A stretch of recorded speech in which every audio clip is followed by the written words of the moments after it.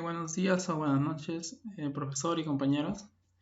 El día de hoy, mi grupo y yo le vamos a exponer sobre los modelos matemáticos del artículo de Machine Learning con enfoques al coronavirus, su diagnóstico, su mortalidad, etc. Una introducción a este tema a este estudio.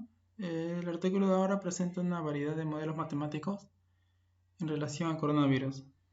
Y lo que vamos a hacer nosotros es centrarnos en estos modelos, los cuales nos harán comprender el por qué fueron utilizados, ¿no? Aplicaciones relacionadas al coronavirus, detallando y explicando los parámetros que se presentan en algunas ecuaciones que se mencionan en el trabajo. Comenzando por el primer modelo, el de clasificador bayesiano ingenuo. Los modelos de naive Bayes, que es en inglés, son algoritmos de Machine Learning que se basan en el teorema de Bayes. El teorema de Bayes es una fórmula matemática propuesta por el matemático británico y ministro presbiteriano Thomas Bayes para determinar la probabilidad condicional. La probabilidad condicional es la probabilidad que ocurra un resultado basado en un resultado previo. El teorema de Bayes proporciona una forma de revisar las predicciones o teorías existentes, ya sea actualizar las probabilidades, dada la evidencia de una nueva o otra, ¿no? El algoritmo de naive Bayes es una técnica de clasificación basada en el teorema de Bayes con un supuesto de independencia entre predictores. En términos simples, esto es un clasificador de naive Bayes, ¿no? Que asume que la presencia de una característica particular en una clase no está relacionada con la presencia de ninguna otra característica. Para ver la fórmula, esa es la fórmula de Bayes. Es una fórmula matemática para determinar la probabilidad condicional, ¿no? Acá, como se puede ver, el primer término vendría a ser la probabilidad posterior de la clase dado el predictor h, ¿no? El cual sería igual a la probabilidad previa de la clase por la probabilidad de la clase dada del predictor sobre la probabilidad previa del predictor. Las ventajas de este modelo es que es fácil y rápido predecir la clase de un conjunto de datos de prueba. También funcionaría bien con las predicciones de varias clases, ¿no? Otra ventaja es que cuando se cumple el supuesto de independencia, un clasificador naive Bayes funciona mejor que otros modelos, en regresión logística, por ejemplo, y necesita menos datos de entrenamiento. Y otra ventaja es de que funciona bien en el caso de variables de entrada categórica, a comparación a otras de variables numéricas. Y también tienen algunas desventajas, como que si una variable categórica no se ha observado en el conjunto de datos de entrenamiento, el modelo va a asignar una probabilidad 0 y no se va a poder realizar una predicción. Y otra es que una limitación que posee es que supone predictores independientes, en lo cual en la vida real es casi imposible que obtengamos un conjunto de predictores que sean completamente independientes. Las aplicaciones que se dan a este modelo serían para el análisis de textos, para los motores de recomendación y detección de spam, ¿no? Que casi todos los servicios de mail más importantes se proporcionan un detector de spam que clasifica este spam automáticamente y lo envía al buzón de correo no deseado. Después tenemos otro modelo, el de máquina de soporte de vectores. Este modelo se introdujo por primera vez en 1992. Este modelo es un clasificador derivado de la teoría de aprendizaje estadístico de Bagnick y Chervonenkis. Este modelo se ha vuelto popular debido a su éxito en el reconocimiento de dígitos escritos a mano. El modelo realiza la clasificación mediante la construcción de un hiperplano n-dimensional que separa de manera óptima los datos en dos categorías. En una primera aproximación, lo que hace este modelo es encontrar una línea de separación o un hiperplano, ¿no? entre los datos de clase. La forma de esta ecuación que define la superficie de decisión que separa las clases es un hiperplano de esta forma, ¿no? En donde W es el vector de peso, X es el vector de entrada y P es el sesgo que se da, ¿no? Las ventajas de este modelo es de que funciona bien con un claro margen de separación, es bueno en los espacios de alta dimensión, utiliza su conjunto de puntos de entrenamiento en función de la decisión, que esto se les llama vectores de soporte, ¿no? Por lo que es también eficiente en cuanto a la memoria. Y una de las desventajas sería no funciona bien cuando tenemos varios datos, porque tiene más ruido, o sea, cuando las clases de objetivos se solapan. Este modelo no proporciona directamente estimaciones de probabilidad. Estas se calculan utilizando una costosa validación de cruzada hasta 5 veces. Aplicaciones de este modelo se usa para el reconocimiento óptico de caracteres, para la detección de caras, para que las cámaras digitales se enfoquen correctamente, los filtros de spam también y el reconocimiento de imágenes a bordo de satélites, ¿no? Como saber qué partes de una imagen tienen nubes o qué partes tienen tierra, agua, hielo, etc. Sigue, compañero. Bueno, en el caso de árboles de decisión, un árbol de decisión vendría a ser una herramienta predictiva encargada de la toma de decisiones, como su nombre indica, que se aplica en diversas áreas, ¿no? Este modelo, o un modelo para esto, fue creado por el ingeniero informático John Ross Killian y fue presentado en su libro Machine Learning en el año de 1975. Ross Killian llamó a su primer algoritmo como dicotomizador iterativo 3, o IT3 para abreviar. Este algoritmo se va a basar en los principios de la navaja de Occam, el cual va a indicar que en igualdad de condiciones, la explicación más sencilla suele ser la más probable. El dicotomizador iterativo 3 fue creado con la finalidad de tener el árbol de decisión más pequeño y más eficiente posible. Siguiente, por favor. Bueno, en un árbol de decisión tenemos bastantes, pues, o diversas formas, ¿no?, de representar distintas cosas, ¿no? Por ejemplo, tenemos un cuadrado que vendría a representar lo que es un nodo de decisión, el cual nos indica una decisión que se tomará, un círculo que vendría a ser el nodo de probabilidad, el cual va a mostrar múltiples resultados inciertos. Las ramificaciones alternativas, ¿no? Cada ramificación va a indicar un posible resultado o una posible acción a tomar. Luego tenemos lo que es la alternativa rechazada, que nos va a indicar una alternativa que no está seleccionada o que ha sido rechazada totalmente, ¿no? Y finalmente tenemos al nodo terminal, que va a indicar un resultado definitivo. Siguiente, por favor.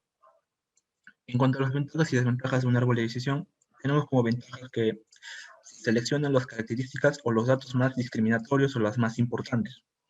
Luego tenemos que la clasificación de datos se realizan sin muchos cálculos, ¿no? Y finalmente tenemos que se puede utilizar se puede utilizar en problemas de generación de reglas. En cuanto a las desventajas, se utilizan lo que son solamente datos discretos. Mientras que el problema se hace mucho más grande, entonces se van a aumentar exponencialmente los cálculos que se van a realizar. Y finalmente, pues existe una alta tasa de error cuando el conjunto de entrenamiento o el conjunto de datos es más pequeño que el número de clases. Siguiente, por favor. En cuanto a las aplicaciones de los árboles de decisiones, como su mismo nombre indica, pues se va a utilizar en cualquier tipo de problema que requiera de una decisión o de una toma de decisiones.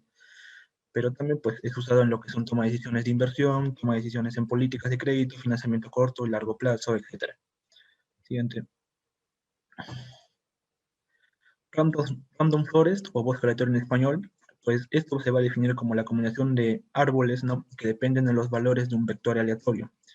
El primer algoritmo para el random forest fue creado por el estadístico Leo Bridman y Adel Cutler, pero sin embargo, la primera referencia a un random forest, a un random decision forest, o un bosque aleatorio de decisión en español, fue hecha por Tim Camjo en 1995. Siguiente, por favor. Bueno, en el random forest, el bosque que se construye va a ser un conjunto de árboles de decisión que pasan por el proceso de bagging o ensacado, ¿no?, en español. El proceso de bagging va a consistir en la creación de múltiples subconjuntos de datos que vendrían a ser en un futuro árboles de decisión, que luego se van a fusionar para obtener una predicción más precisa y estable. Siguiente. En cuanto a las ventajas de un random forest, se puede resolver problemas de regresión y clasificación.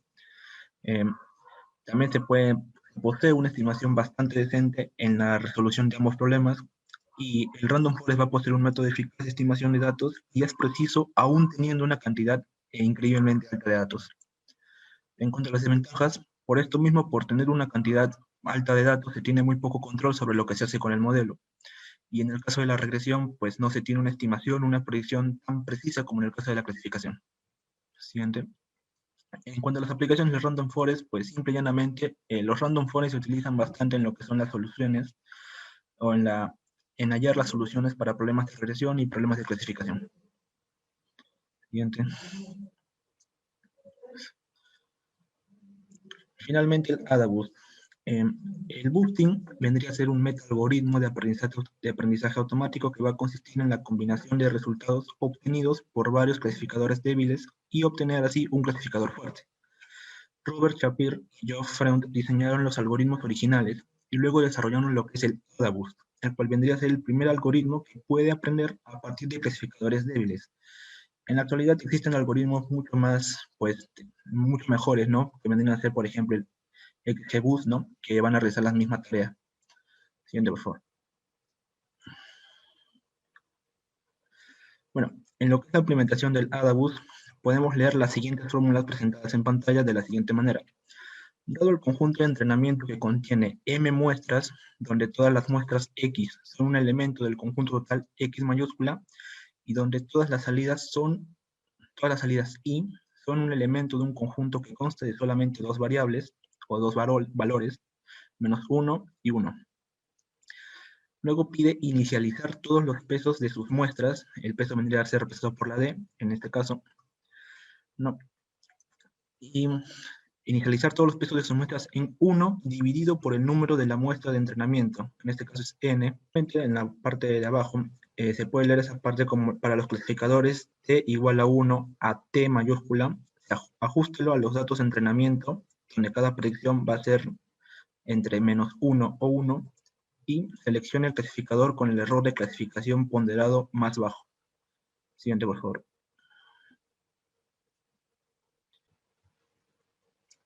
Bueno, continuando con la fórmula, podemos leer lo siguiente de la siguiente manera.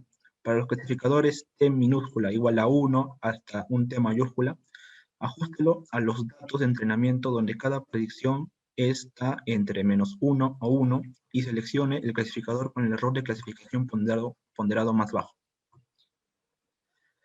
En cuanto a la solución o la fórmula para hallar el E, que vendría a ser el error, se dice, el error es igual a la suma de la tasa de clasificación errónea. Bueno, para hallarlo, para seguir con la implementación del AdaBoost, se tienen las siguientes fórmulas, ¿no? Que vendrían a leerse de la siguiente manera. Para los clasificadores T igual a 1 a T mayúscula, ajusta los datos de entrenamiento, donde cada predicción vendría a estar entre menos 1 o 1, y seleccione el clasificador con el error de clasificación ponderado más bajo. Siguiente, por favor.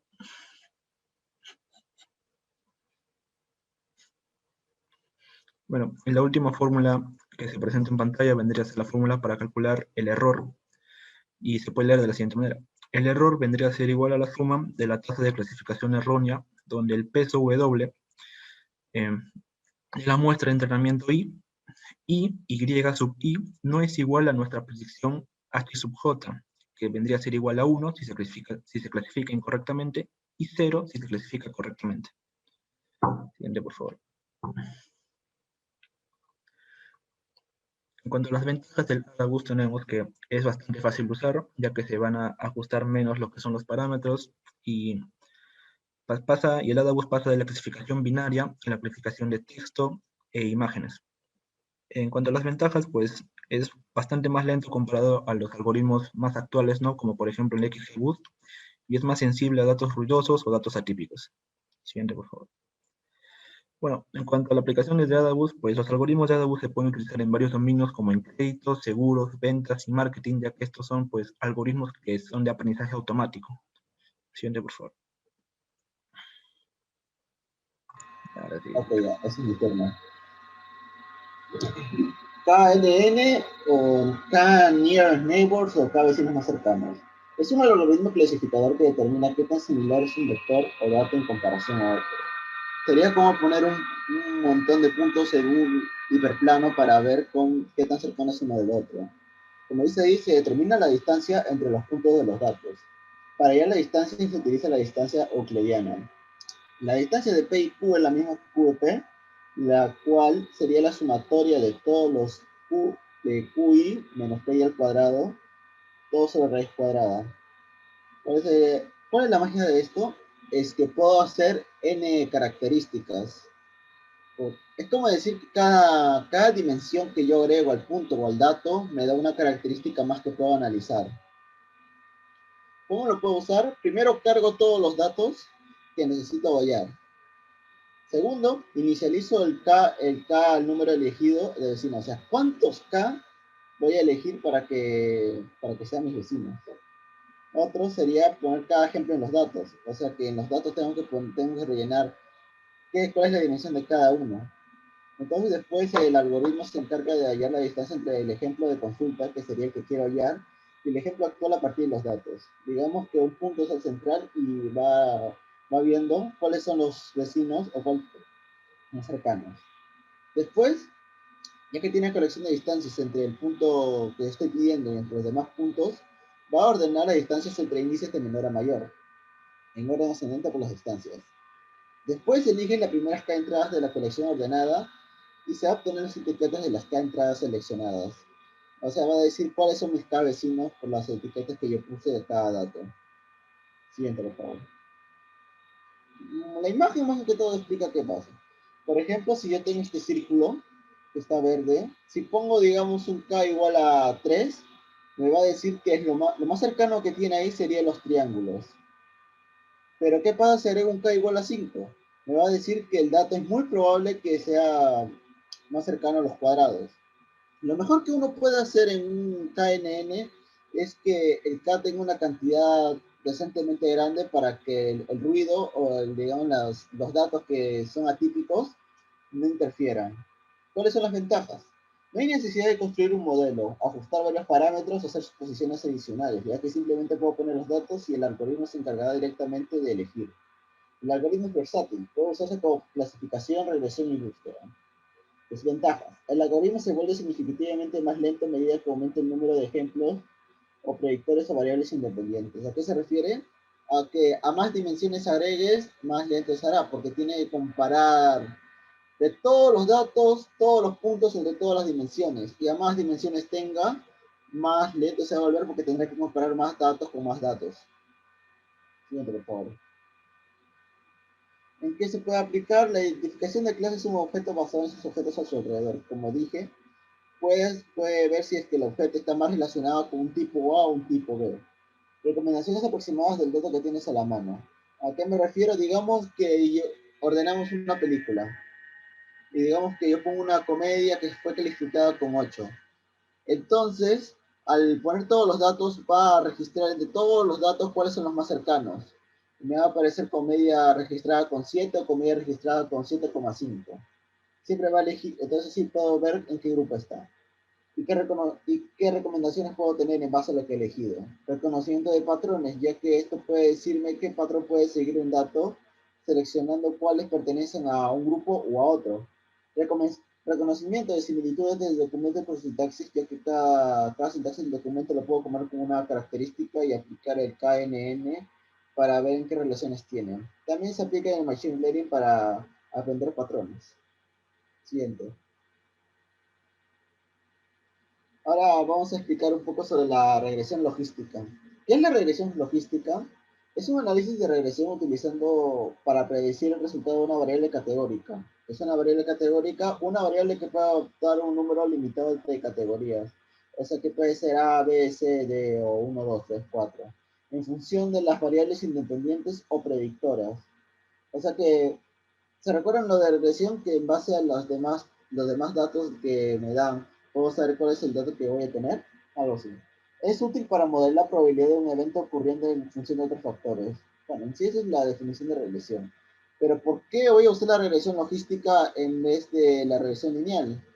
El problema con la regresión lineal es que cuando voy a poner en posibilidades, no lo puede ver, solo va a ver ceros y unos, o sea, de que cumple o no cumple. Solo va a interpolar los puntos y no los puede ver como posibilidades. Interpolará los puntos en la recta más cercana o en el hiperplano más cercano. Aparte de que si intentara graficar, por ejemplo, en regresión lineal, va a haber datos que si yo lo pongo para aproximar, va a ser menores que 0 y mayores que 1. Si intentamos ver eso en probabilidades, se genera una contradicción ya que solo tenemos datos que son inciertos o hasta totalmente ciertos. No puede salir de ese intervalo. Así que la regresión logística ayuda a que ese intervalo llegue entre 0 a 1. Siguiente. ¿Cómo lo aplicamos? Si es que recuerdan más o menos de qué iba la regresión lineal, era digamos que un y estaba basado en un punto inicial más un coeficiente con un x1 más otro coeficiente con x2 y así sucesivamente. Los x serían las características que tienen. Si aplicamos el logaritmo a la regresión lineal, queda con la fórmula de arriba. Esta fórmula define la probabilidad de que ese evento ocurra si tomamos todos los factores a considerar. Y aparte, como es logarítmico, lo puedo definir entre 0 a 1. La posibilidad que ven aquí sería la posibilidad de que y igual a 1, que el evento ocurra, sobre la posibilidad que el evento no ocurra. También ahí se utiliza un tipo de gráfico que creo que es la función logística, que era 1 sobre 1 por e a la n. Ya. Y ahora, ¿cuál es lo más interesante? ¿Qué pasa si uno de los factores de xn se aumenta en 1? ¿Cómo afecta el peso de ese elemento? Por ejemplo, si digamos que uno de los valores resulta ser un poco más superior en comparación al valor original, el valor de este, el peso de este crece en un b a la j. O sea que va a crecer logarítmicamente en relación a su peso. Siguiente. Ventajas y desventajas. Aquí en el gráfico es lo que estaba diciendo sobre la función sigmoidea, de que sería 1 sobre 1 más e a la z, o bueno, puede ser un número natural en este caso, de que en base a los números o al rango de números que tengo, puedo obtener una posibilidad de 0 a 1, lo cual mayor posibilidad es ya que este es el rango que admite la posibilidad. ¿Cuál es su ventaja? La regresión logística es más fácil de implementar, interpretar y muy eficiente de entrenar, ya que puedo meter muchos datos y simplemente al poner la fórmula va, va poco a poco a retratar la función. Tampoco, otra ventaja que tiene es que no se hace suposiciones a las distribuciones de las clases en el espacio de características, ya que no es necesario, simplemente toma esto en base a posibilidades. Ahora, ¿cuáles son las desventajas? Si el número de observaciones es menor que el número de características, o sea, digamos, si yo tengo 10 características, pero solo tengo 7 observaciones, no se debe usar la regresión logística, ya que por el contrario puede dar a un sobreajuste. Y podrían preguntarse, ¿qué es un sobreajuste? Es aquel que no toma las características generales. Toma todos los valores, inclusive aunque sean atípicos. Mientras que una regresión lineal, los valores atípicos no afectan tanto. Si intentamos hacer la regresión logística y con que haya algún que otro valor atípico, puede dar un sobreajuste, que simplemente toca lo particular y no entiende lo general. Aparte que solo se puede utilizar para predecir funciones discretas. Entonces, la variable dependiente de la regresión logística está ligada al número de números discretos. O sea, no puedo poner variables que sean continuas, porque vimos que si fueran continuas tendría resultados infinitos. Siguiente. Ahora, pues, vamos a aplicar las aplicaciones. Generalmente esto se puede aplicar en ciencias médicas y sociales. Por ejemplo, se puede usar en la predicción del rendimiento estudiantil. También se puede utilizar en endocrinología, estudios de enfermería, clasificación de personas naturales en una entidad bancarizada.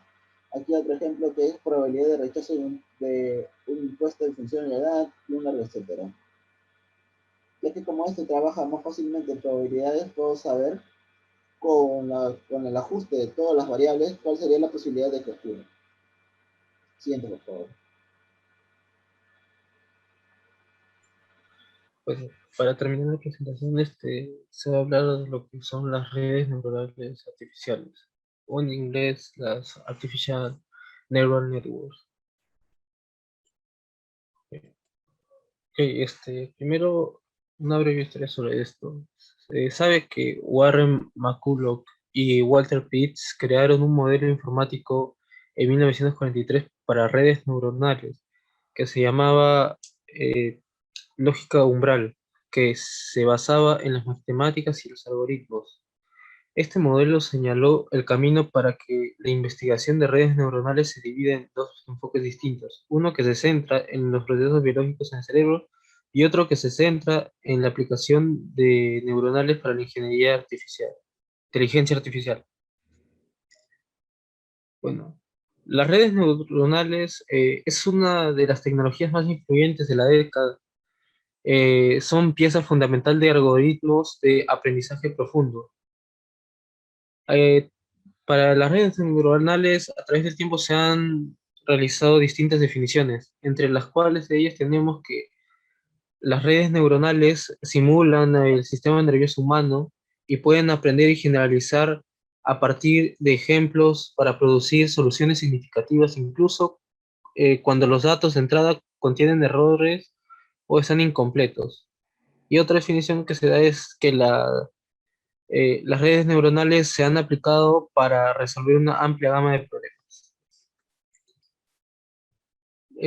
Luego tendríamos los componentes de la ANN. Entre ellas tenemos las neuronas, que dentro de una red neuronal artificial, una neurona es una función matemática que modela el funcionamiento de una neurona biológica. Por lo general, una neurona calcula el promedio ponderado de su entrada y esta suma pasa a través de una función no lineal. También tenemos el peso, que es el parámetro dentro de una red neuronal que transforma los datos de entrada dentro de las capas ocultas en la red. Y una red neuronal es una serie de nodos o neuronas, y dentro de cada nodo hay un conjunto de entradas, peso y también el valor de sesgo. Bueno, siguiendo, tendríamos un tipo de, otro tipo de clasificación sería la función de activación. Eh, la función de activación decide si una neurona debe activarse o no, mediante el cálculo de una suma ponderada y la adición de sesgo con ella. El propósito de la función de activación es introducir la no linealidad en la salida de una neurona. Como sabemos, la red neuronal tiene neuronas que trabajan en correspondencia de peso, sesgo y su respectiva función de activación. En una red neuronal actualizaríamos los pesos y sesgos de las neuronas sobre la base del error en la salida. Este proceso se conoce como retropropagación y esta se va a utilizar para determinar la salida de la red neuronal, cómo o si no. Para esto se asigna valores entre 0 a 1 o -1 a 1, dependiendo de la función, y esto se puede interpretar como que Y es igual a la activación de la suma del producto de peso por entrada más el sesgo, donde Y sería la salida de la función que se propaga hacia adelante. Luego tendríamos a la propagación inversa, retropropagación o backward pass. Sabemos que las redes neuronales de retropropagación son una herramienta poderosa para encontrar patrones, pronosticar y realizar análisis cualitativos. Estos obtuvieron este nombre de redes de propagación debido al algoritmo de aprendizaje utilizado en el que el error se propaga desde cada salida a la capa de entrada, es decir, en la dirección opuesta a la dirección de propagación de la señal durante el funcionamiento normal de la red. O sea, eh, esto es un mecanismo que utiliza para actualizar los pesos mediante el descenso de gradiente. Y esta gradiente se calcula de la función de error con respecto a los pesos de la red neuronal. El cálculo avanza, como vuelvo a repetir, avanza hacia atrás a través de la red. Bueno, como había dicho, la red neuronal hacia atrás, se calcula la gradiente de la función de error con respecto a los pesos de la red neuronal. El cálculo avanza hacia atrás a través de la red. Y este descenso de gradiente es un algoritmo de optimización iterativo para encontrar el mínimo de una función. En nuestro caso vamos a querer minimizar la función de error para encontrar un mínimo local de una función usando el descenso de gradiente. Y para esto se toman pasos proporcionales al negativo del gradiente de la función en el punto inicial. Por ejemplo, si tendríamos un peso 6 que está representado por el W sub 6, esto lo tomamos el W sub X a un peso sub 6 y eso lo vamos a restar con la derivada parcial de la función de error con respecto al peso 6. Opcionalmente, multiplicamos la derivada de la función por un número seleccionado para poder asegurarnos de que el nuevo peso actualizado va a minimizar la función de error. Y este número se va a denominar la tasa de aprendizaje o la learning rate. Luego, la derivación de la función de error se evalúa aplicando la regla de la cadena de la siguiente manera, donde sería la derivada parcial del error respecto de W sub 6 se puede representar como el error respecto a la predicción o la diferencia de la predicción respecto a al peso sub 6. Y esto, por fórmula, se tiene que el error es igual a un medio de la predicción menos lo actual, o sea, lo predicho menos lo actual al cuadrado. Esto, respecto a la predicción, por como vimos, como se sabe, la predicción es igual a I sub 1 por W sub 1 más I sub 2 por W sub 2 por W sub 5 más el I sub 1 por W sub 3 más el I sub 2 por W sub 4 y así sucesivamente, como se ve en la tabla. Donde I sub 1 son simplemente números que acompañan al peso para podernos guiar en el procedimiento de nuestra fórmula. Luego multiplicaríamos por 2, resolveríamos la ecuación y nos quedaría al final la tasa de predicción. O sea, esto que es igual al delta, que sería delta sub h sub 2, que es igual a la predicción menos el actual. ¿Ok? Gracias a esto podremos encontrar la fórmula de actualización para los pesos restantes, W sub 1, W sub 3, W sub 4 y de estos de la misma forma. Para este caso tenemos las desventajas, que sería el aprendizaje adaptativo, que es la capacidad de aprender a realizar tareas basadas en un entrenamiento o una experiencia inicial, la tolerancia a fallos, la destrucción parcial de una red conduce a una degradación de su estructura. Sin embargo, algunas capacidades de la red se pueden retener, incluso sufriendo un gran daño. También otra ventaja sería la operación en tiempo real, ya que los cómputos neuronales pueden ser realizados en paralelo. Para esto se diseñan y fabrican máquinas con hardware especiales para obtener esta capacidad. Y como desventajas tenemos que es preciso conocer bien el problema que se desea modelizar, el efecto de caja negra. O sea que los datos entran en la caja negra y se obtienen las predicciones, pero no se revela normalmente la naturaleza de las relaciones entre las variables independientes y dependientes.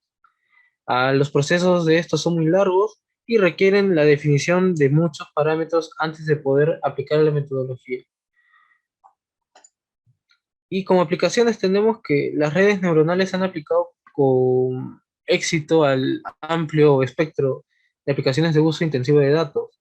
Tenemos el caso de el reconocimiento de voz, cuyo está realizado por la percepción multicapa, redes neuronales profundas, y su función de activación sería una función logística. Tenemos el diagnóstico médico, que tiene una precisión multicapa, el marketing dirigido, que está realizado por un algoritmo de propagación hacia atrás, la búsqueda inteligente, que está realizado por redes neuronales profundas, y las predicciones que están realizadas por la percepción multicapa y redes neuronales profundas. Y bueno, ahí tendríamos una, un ejemplo de predicción que sería para el caso de la predicción de la temperatura del núcleo en tiempo real de celdas de baterías de iones de litio prismáticas para automóviles basadas en redes neuronales artificiales. Y bueno, eso sería todo. Muchas gracias.